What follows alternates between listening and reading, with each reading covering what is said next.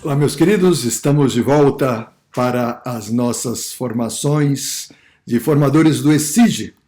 O nosso sétimo tema são os pilares do ESIG.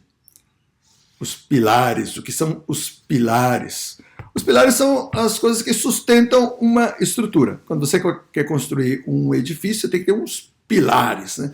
Eles ficam embaixo, não são visíveis, mas são o que sustentam toda a estrutura. Sem os pilares, tudo vem abaixo. E os pilares são essenciais. Então, quando nós falamos de pilares do ESIG, nós estamos falando dos elementos essenciais do ESIG, ou seja, aqueles elementos que fazem com que o ESIG seja o ESIG, e sem os quais o ESIG perde a sua característica, passa a ser outra coisa.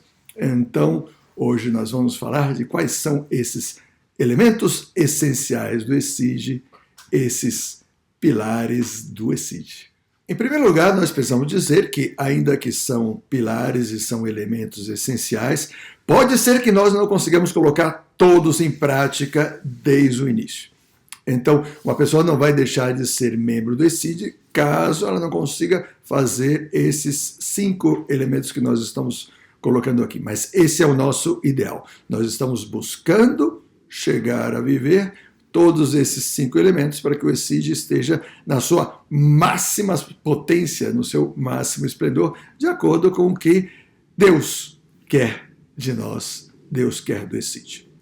Esses elementos são os mesmos elementos do Reino Cristo. Cadê ele?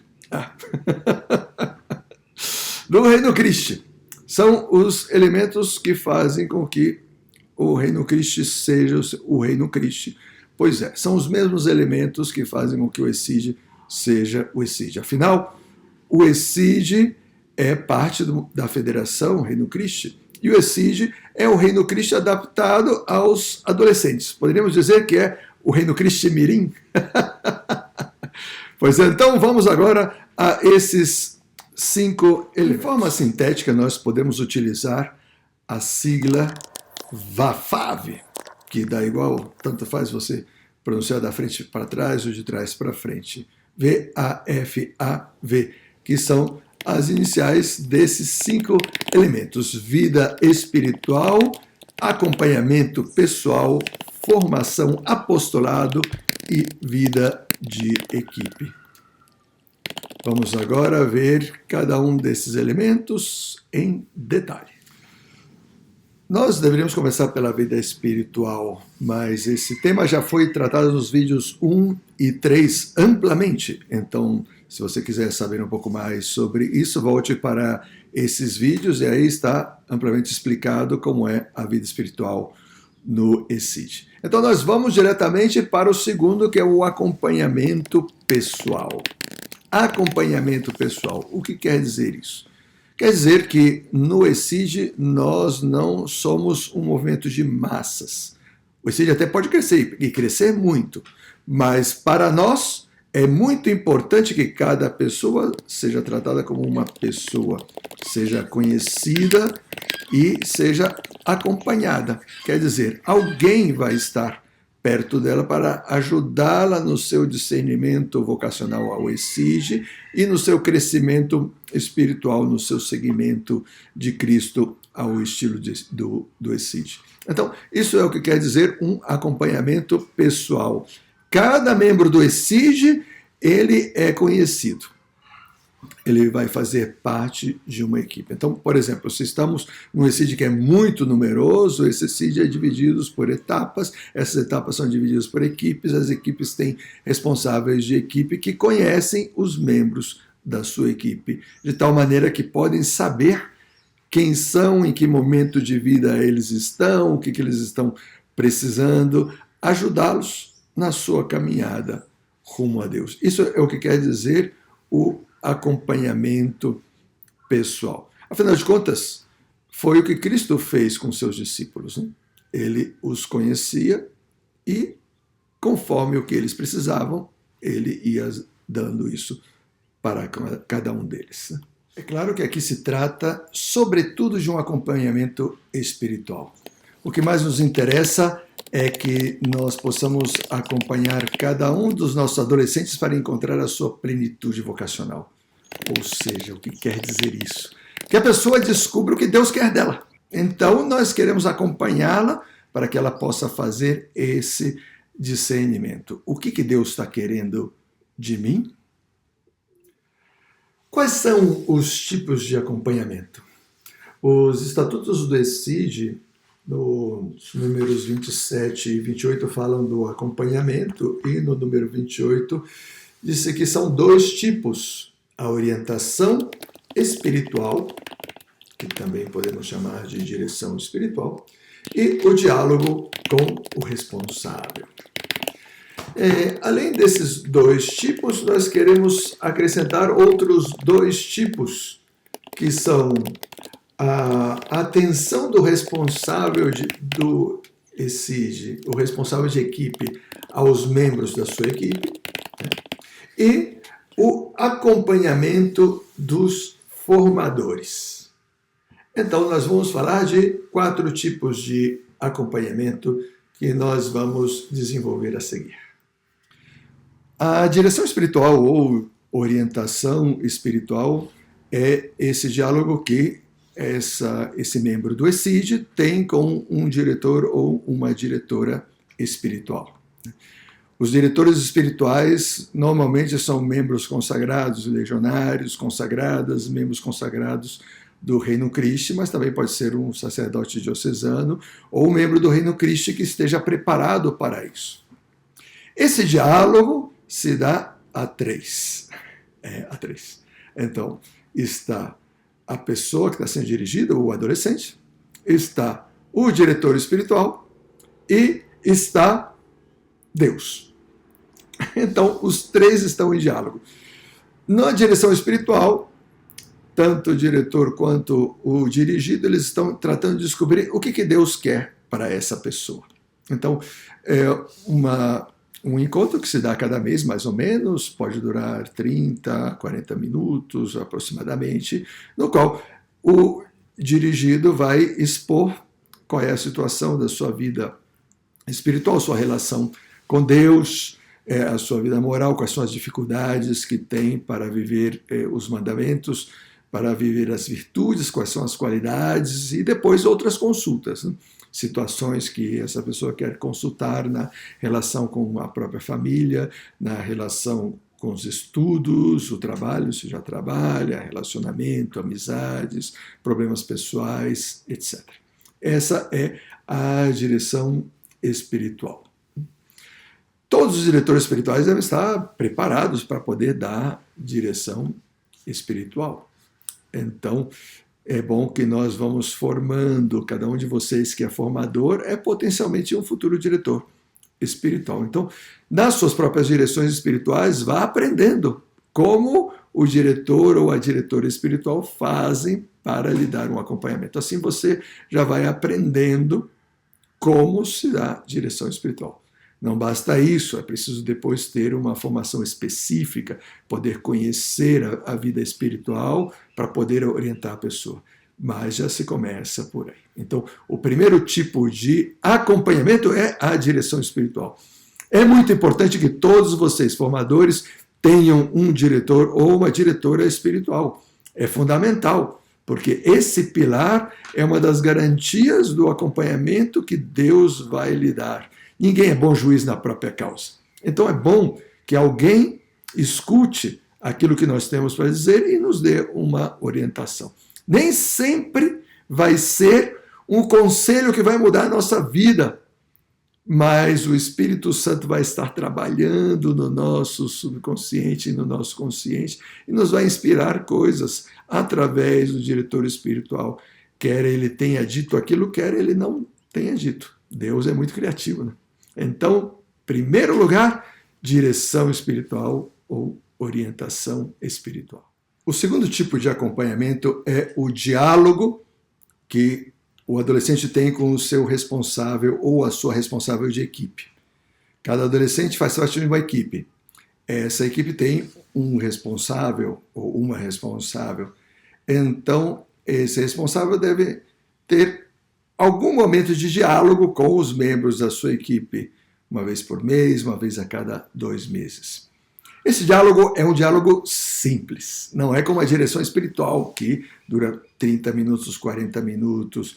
É uma conversa que pode ser antes do encontro, pode ser no momento em que, durante o encontro, existe um pouquinho de tempo, pode ser posterior ao encontro, pode ser uma conversa que vocês marquem, vamos numa cafeteria, vamos sair, eu vim aqui na minha casa e tal. Você conversa 10 minutos, 15 minutos.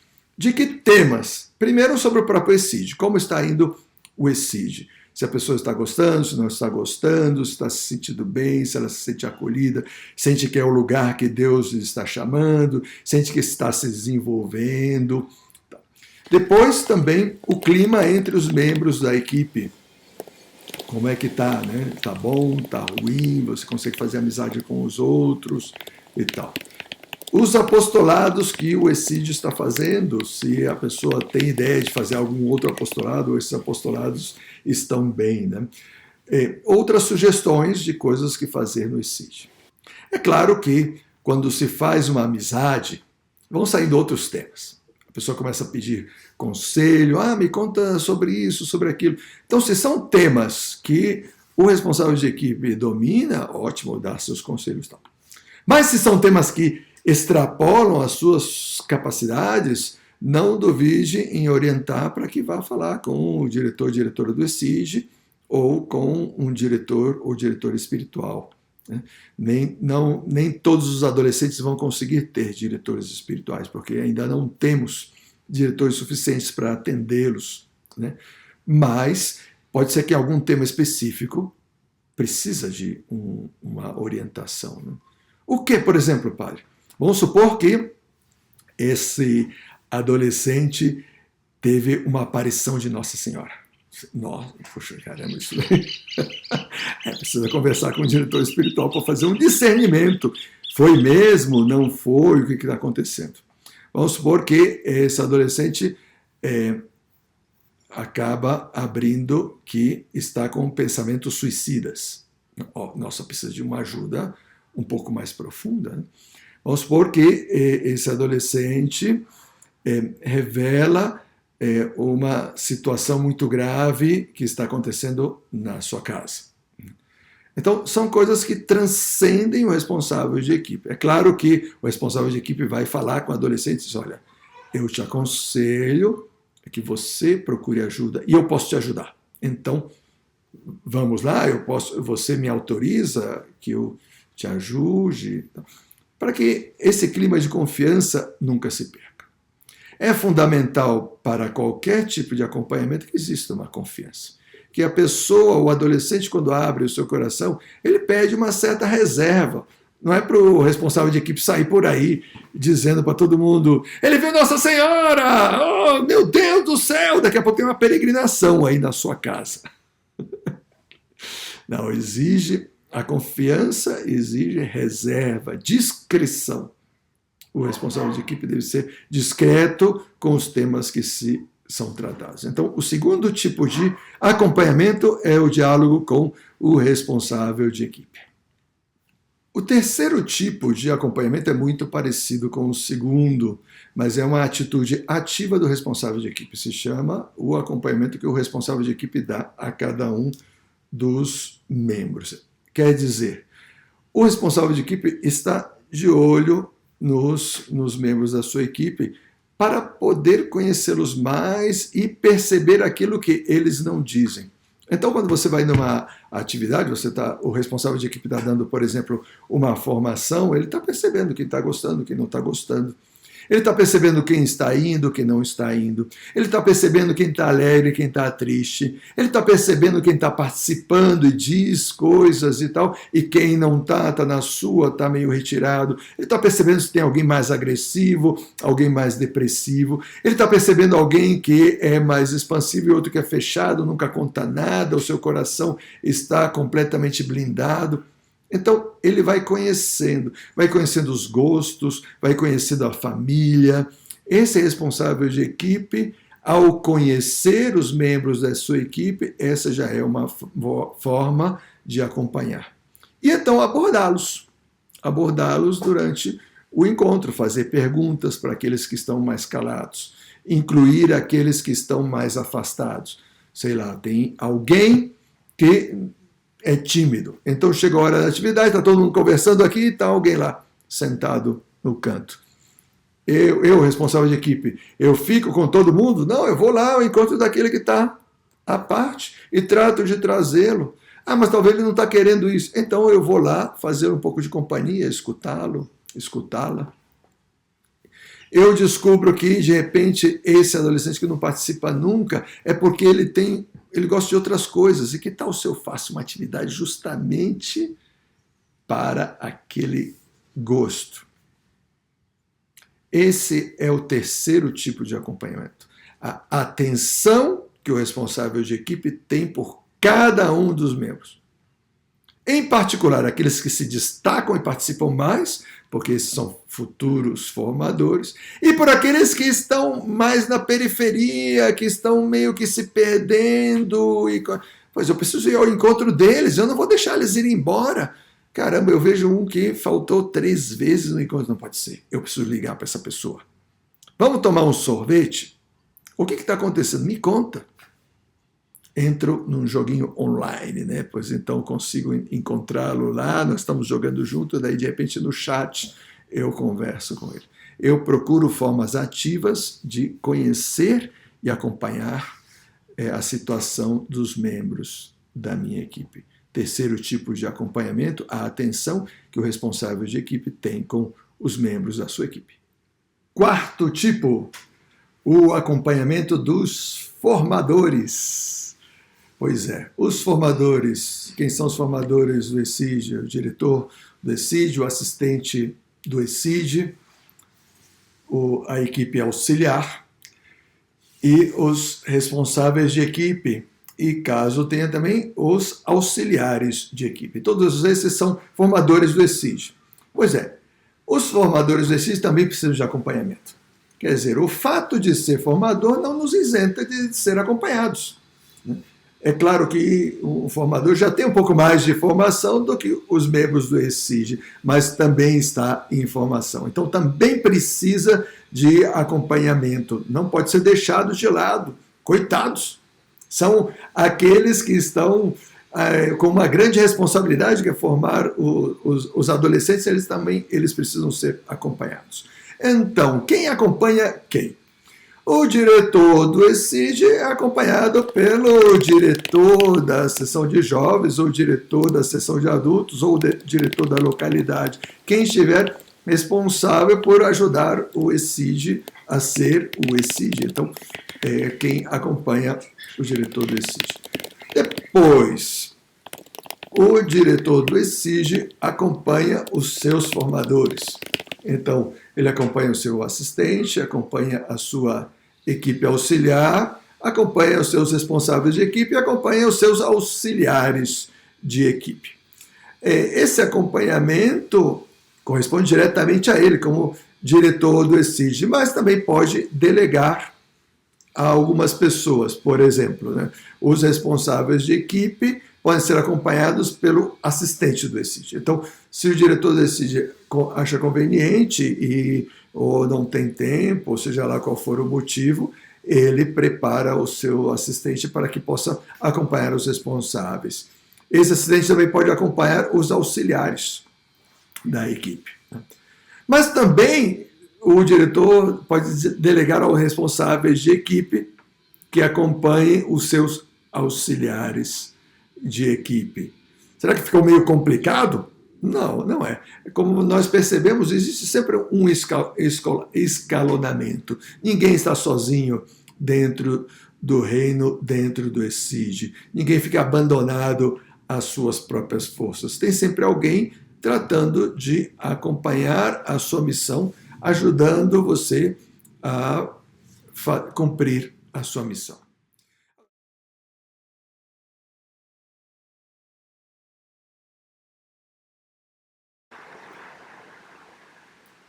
Então, podemos esquematizar da seguinte maneira.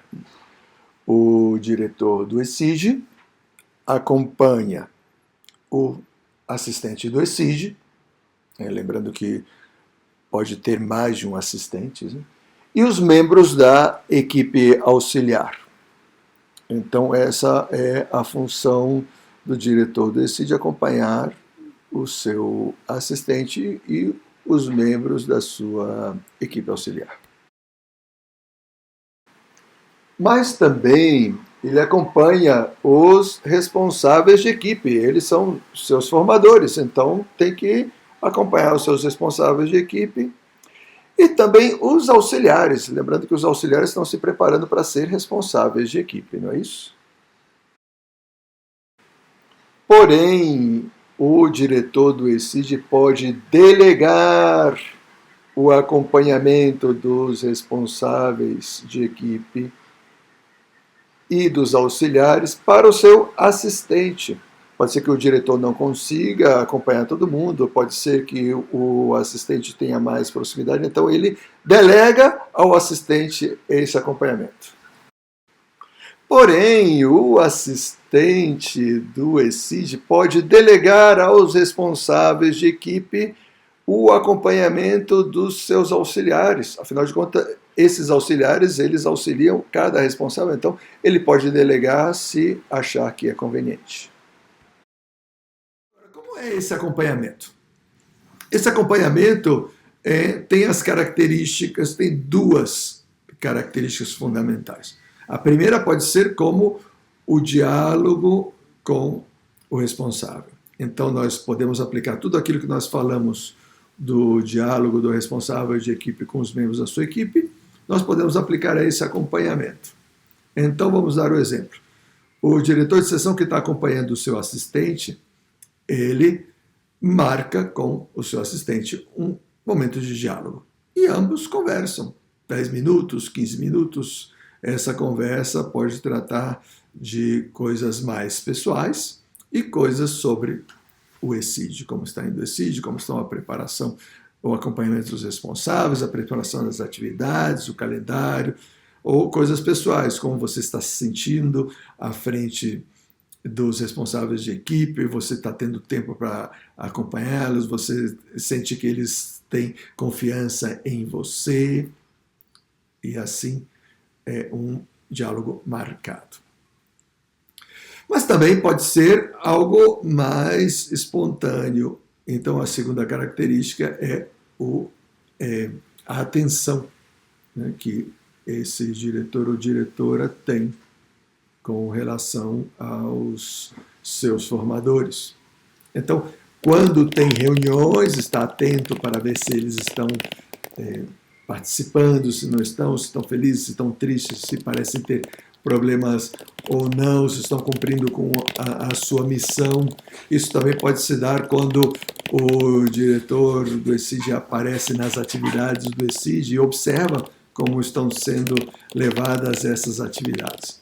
Então, esse é o acompanhamento, essa atenção, né, que o diretor do ECID pode dar aos seus membros, né, aos seus formadores. Por último, nós queremos saber como nós podemos acompanhar. Como acompanhar? Vou resumir isso em 3 aspectos. O primeiro é querer acompanhar, o segundo é conhecer as pessoas que o acompanham e o terceiro é amar essas pessoas. Querer, conhecer, amar. Primeiro, querer. Eu preciso desejar acompanhar. Porque se no meu coração eu estou fazendo isso só por disciplina, porque me obrigaram, pois o meu acompanhamento vai ser péssimo, ou eu não vou acompanhar simplesmente. Vou deixar para lá.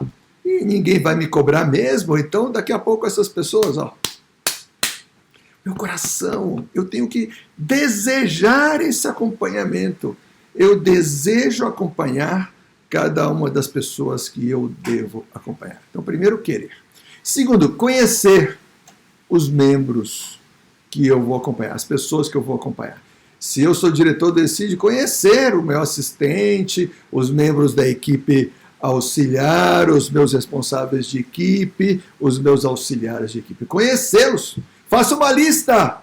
Coloco lá uma fotinha. Não me lembro de todo mundo. Coloco uma foto.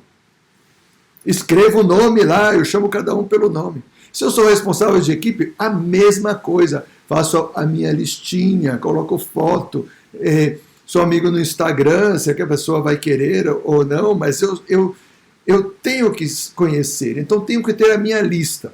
Essa lista também serve para eu ir anotando quando que eu acompanhei essa pessoa, quando eu tive diálogo, se essa pessoa está participando ou não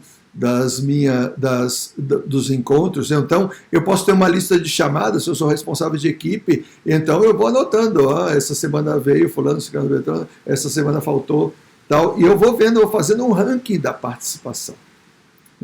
Então, no segundo está o conhecimento. Tomara que a gente consiga também saber algo sobre cada um, né? A sua família, os seus estudos, seus interesses, seus medos, seus gostos. Já pensou se nós soubéssemos essas coisas sobre as pessoas que nós acompanhamos? Vai ser muito mais fácil acompanhar. Então, segundo, conhecer os membros da minha equipe ou os formadores que eu acompanho. E terceiro, amar. Amar. Amar. Querer a salvação eterna, querer que cada um encontre o seu caminho, querer que cada um se realize. É muito importante uma atitude ativa do responsável de equipe. O responsável de equipe tem que ir ao encontro dos seus membros. Tem que romper com esse esquema de que eles vêm até mim. Tem que romper com esse esquema de que as coisas se mandam no grupo. Eu mandei lá no grupo. Mandei no grupo do WhatsApp, eu postei lá na página no Instagram do ESIG. Eu fiz um post, eu fiz uma mensagem, mandei para todo mundo. Tudo bem, pode fazer isso. Para com isso! Você tem que ir ao encontro das pessoas. Tem que romper com o respeito humano. O respeito humano quer dizer o que vão pensar se eu for e mandar uma mensagem para fulaninho, para cicraninho, para beltraninho. Não vai pensar nada.